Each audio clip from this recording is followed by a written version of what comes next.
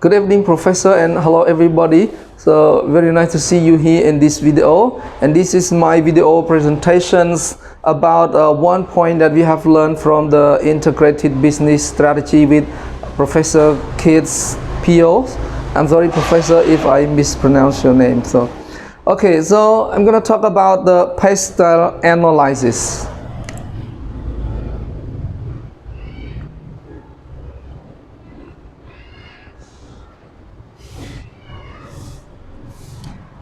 All right, PESTEL, PESTEL analysis, or it's called PESTEL analysis, PESTLE, and formerly known as PESTEL analysis. So what is PESTEL analysis and what is it used for? PESTEL analysis is the framework or the tool that is used to analyze and to monitor the macro environment factors that might have profound impact or influence on the organization's performance. So the tool is especially used when we starting up a new business or entering or penetrating the foreign market or international market. And it is often used in the collaborate with the another business analytical tool called SWOT, SWOT, the SWOT analysis and Porter's 5 forces, in order to give a better understanding of the situation and related internal and external factors. So what does PESTEL acronym stand for? So P stand for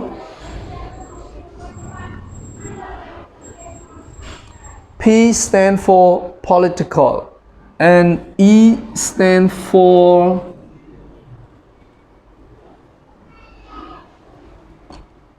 economic, S stands for social, T stand for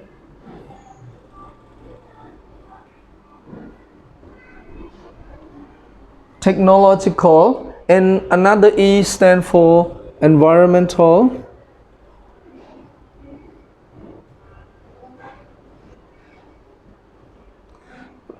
L stand for legal factors. All right, now let's look at the political factors. So these factors are all about how and what the government intervenes in economy or certain industry, and basically all these factors that the government would have on your business. So it could be classified into this. So looking at the political factor, we have to look at the government policy. What is the government policy? And we have to look at the political. Is that stable or instable? That is we call political stability or instability. And corruption, is there corruption in the system, or we call it under table money.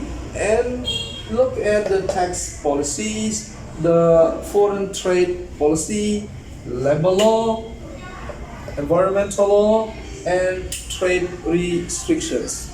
So these are all the factors that need to be taken into account when assessing the attractiveness of the potential market.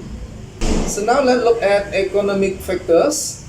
The economic factors are determinants the certain economy's performance, and the factors are all include economic growth, exchange rate. What is the exchange rate? Is there inflation, or what is the inflation rate?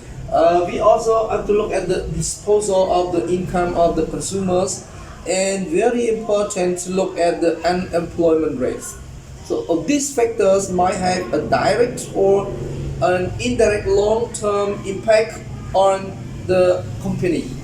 So because it affects the purchasing power of the consumers, and it could possibly change the demand and supply model in the economy. So consequently, it also affects the way the company prices their products and services. So looking at the economic factors, we have to looking at this. Alright, so now let's look at the social factors. Then this dimension of the general environment represents the demographic characteristic, norms, customs, and values of population within which the organization operate. So this include the population trend such as population growth, age distribution, the income distribution, career attitudes, the safety emphasizes, the health consciousness, lifestyle of the people, a lifestyle attitude, and a cultural barrier. So all these factors are especially very important for the marketers who are targeting the certain customers or something about the local workforces and is willing to work under the certain workforce. And this is technological factors, and these factors pertain to the innovation in technology that may affect the operation of the industry and the market favorably or unfavorably. And technological factors refer to technological incentive, the level of innovations, the automation, research and development activities, technological change, and technological awarenesses. And this factor might affect or have the influence on the decision making that we have to enter or not enter the certain industries. It is to launch or not to launch the certain products or to the outsources production activities abroad. By knowing what's going on technology-wise, you may not be able to prevent your company from the spreading a lot of money on developing a technology that would be obsolete very soon and due to the disruptive technological change elsewhere. That's why technological factor is very important and have a lot of influences on our industry and organization performance. Okay, another E is environmental factors. So environmental factors are factors that have come to the forefront only relatively at the present.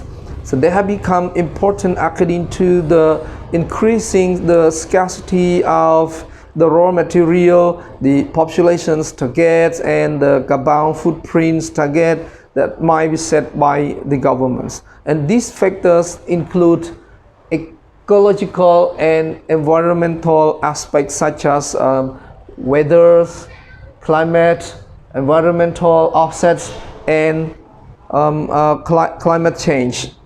So all these especially might affect on the industry, especially tourism, agriculture, farming, and also insurance industries. So furthermore, if growing awareness of the potential impact of the climate change is really affect how the companies operate and the products they would provide or offer to the consumers.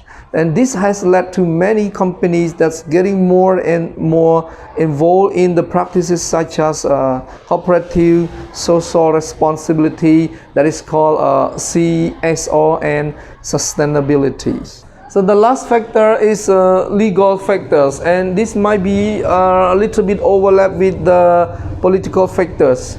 However, this might include some specific laws such as discrimination law. For example, if there is discrimination like racism, gender, or some kind of disease that is not allowed for work, for example, and other antitrust law, employment law, consumer protection law, copyright and patent or intellectual property law, health and safety laws.